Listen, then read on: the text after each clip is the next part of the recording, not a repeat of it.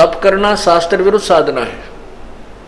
शास्त्र विधि को त्याग कर जो मनमानी पूजा करते हैं, साधना करते हैं, आचरण करते हैं, उनको कोई लाभ नहीं होता, ना उनकी गति होती है, ना मोक्ष होता है, और ना ही उनको कोई सुख होता है। और इन तीन चीज़ों के लिए, तीन वस्तुओं के लिए हम परमात्मा की तलाश खोज करते हैं, उसकी पाने का प्रयत्न करते हैं।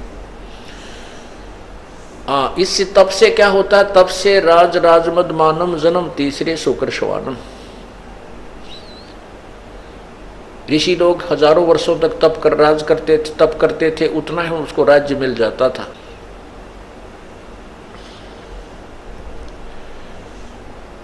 एक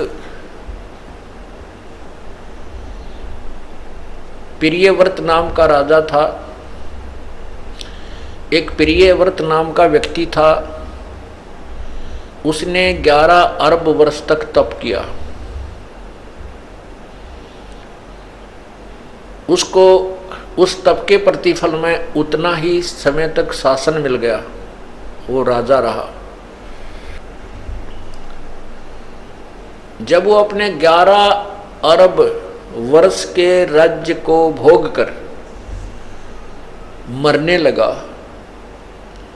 जब पार्षद यानी यम के दूत उसे लेने आए, धर्मराज के दूत उसे लेने आए, तब उसको कहा कि चल प्रियव्रत, तेरा समय पूरा हो गया। ओए होए।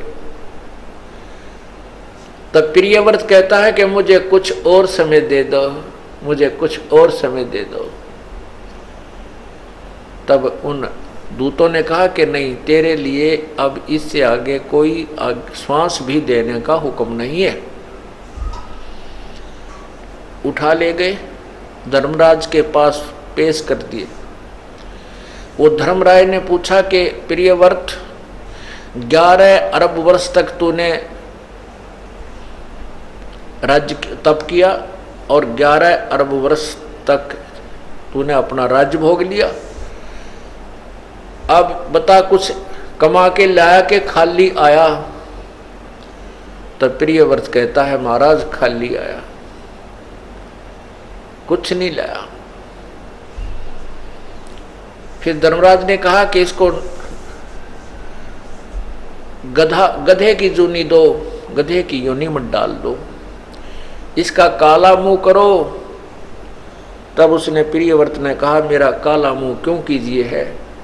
धर्मराज ने कहा कि 11 अरब वर्ष तक तूने तप किया, उसके बदले में राज ले लिया, भगवान की भक्ति करी नहीं, इसलिए तेरा काला मुंह किया जा रहा है और गधे की जूनी